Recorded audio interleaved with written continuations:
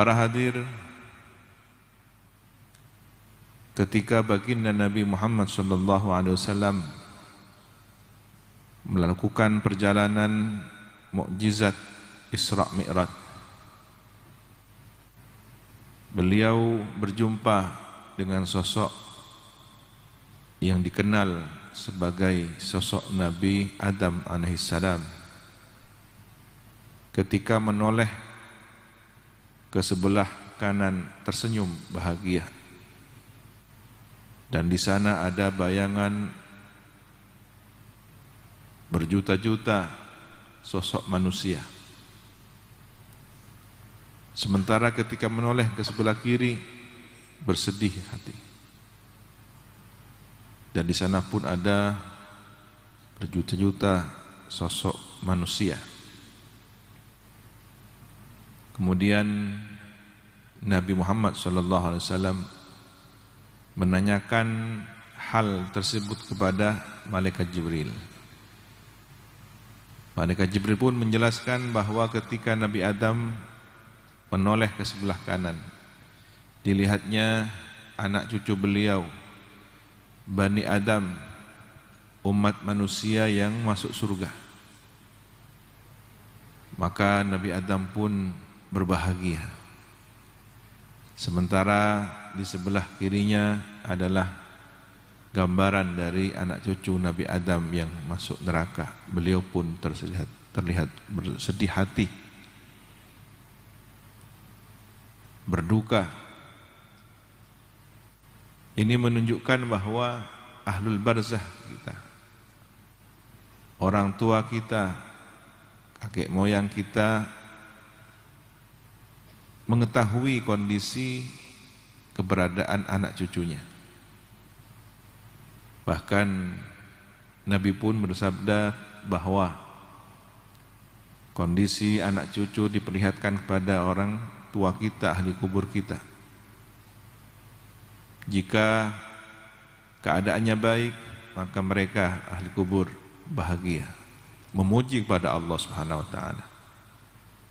Namun sebaliknya, ketika yang terlaporkan adalah kondisi anak cucunya yang tidak baik, sedang bermaksiat, tidak saling bertegur sapa dengan saudaranya, maka kondisi-kondisi semacam ini membuat sedih ahli kubur kita. Mereka pun berdoa kepada Allah, Allahumma la tumithum, wahai Allah, jangan matikanlah mereka, anak cucu kami, hatta tahdiyahum, sehingga engkau memberikan petunjuk pada mereka, memberikan hidayah pada mereka, kama hadaitana, sebagaimana engkau telah memberikan hidayah, petunjuk pada kami. Ini bermakna bahwa kita diharap akhir kehidupan kita menjadi orang yang baik. Kita tidak diinginkan mati dalam keadaan su'ul khatimah oleh ahli kubur kita. Mereka berharap kita menyusul dalam kondisi mendapatkan hidayah, wafat dalam keadaan husnul khatimah. Sebagaimana mereka pun mendapatkan hidayah, merasakan kenikmatan alam akhirat. Demikian juga dengan baginda Nabi Muhammad SAW. Nabi diperlihatkan kondisi umatnya, tu'radu alayya a'malukum, in ra'aitu khairan hamidullah, jika aku melihat kondisi umatku baik, aku memuji Allah, wa in ra'aitu syarran, dan aku melihat kondisi buruk umatku, istaghfartu lakum, aku mohonkan ampun untuk kalian semua. Nabi bersedih, Nabi susah, sehingga mendoakan, memohonkan ampun kepada Allah demi umatnya. Tentu tidak akan pernah sama anak cucu yang menyusahkan para leluhurnya dengan mereka yang membuat bahagia para leluhurnya. Tidak sama umat yang membuat susah baginda Nabi dengan mereka umat yang membuat sedih baginda Nabi. fenomena terakhir, bahkan beberapa angka statistik menunjukkan hal yang sangat mengerikan. Terlepas apakah ini telah benar-benar terbukti datanya, tetapi yang paling sangat mengkhawatirkan kita, adanya banyak temuan secara langsung di lapangan. Kalau angka mungkin bisa direkayasa, katanya Indonesia ranking pertama, Jawa Timur tertinggi, atau 4 terbesar dari provinsi lainnya. Allahu a'lam. Tetapi yang saya temukan dari berbagai kalangan fenomena judi online,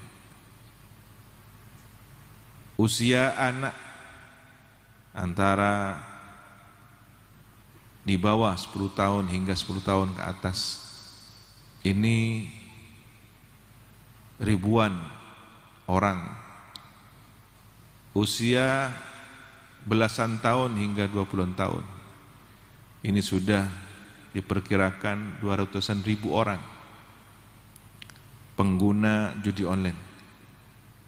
Artinya wabah virus judi online sudah merajalela, dan jangan pernah dianggap remeh. Karena ketika generasi hari ini sudah biasa menganggap hal yang remeh, perjudian, maka kelak generasi bangsa ini akan menjadi generasi yang sudah biasa berjudi. Na'udzubillahi min dzalik.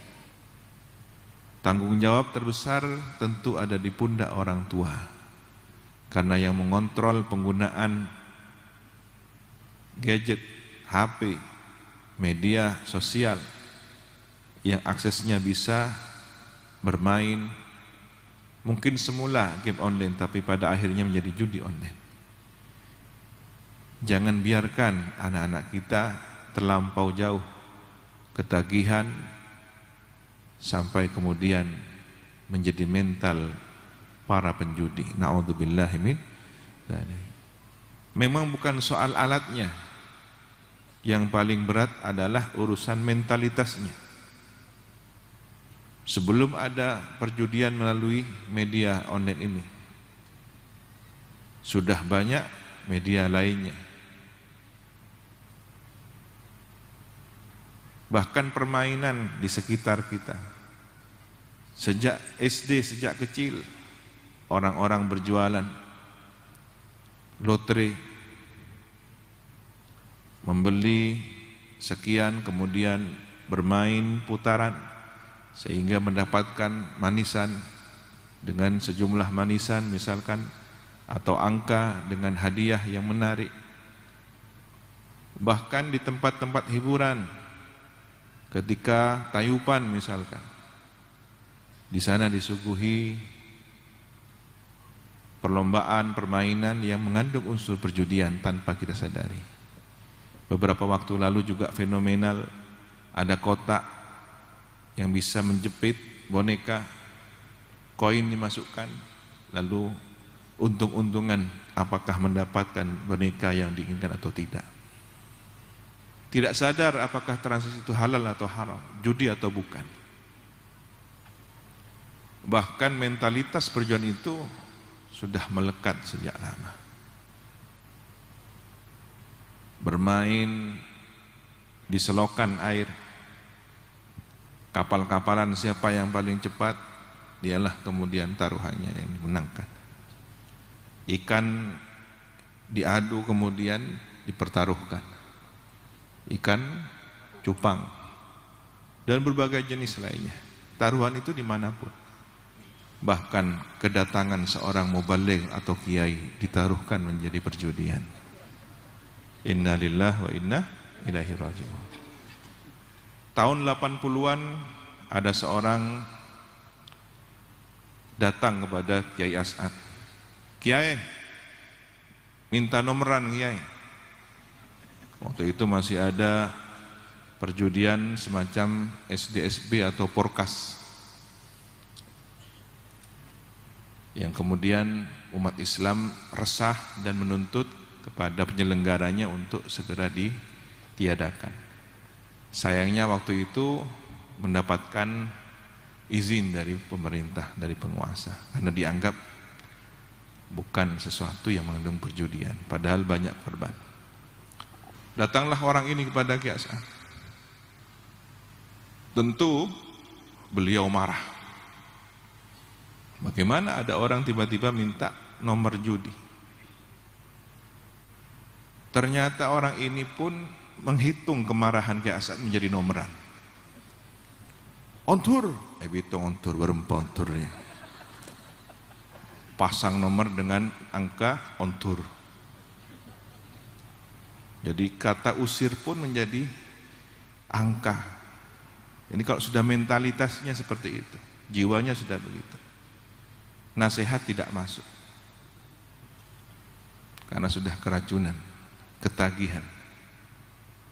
Na'udzubillah min dzalik. Besoknya datang pada Ki Hasan. Kasoon ya, menang udah. Nah ini cerita semacam ini. Kadang yang ditiru itu yang menangnya, bukan kemarahan kiainya kan.